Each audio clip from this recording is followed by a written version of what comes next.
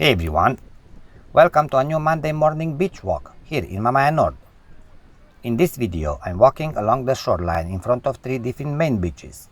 This is Summer Beach, Kazeboo Beach, and Portobella Beach, while the day is just getting started by the Black Sea. The morning feels fresh and calm, with the beach slowly coming to life as tourists arrive to enjoy the sea breeze, the sun, the water, the sand, and the peaceful start of the day. So if you'd like to take a few relaxing minutes by the seaside, come along with me and enjoy the views, the natural sounds, but also the sea breeze of the Black Sea. Thanks for being here. Cheers!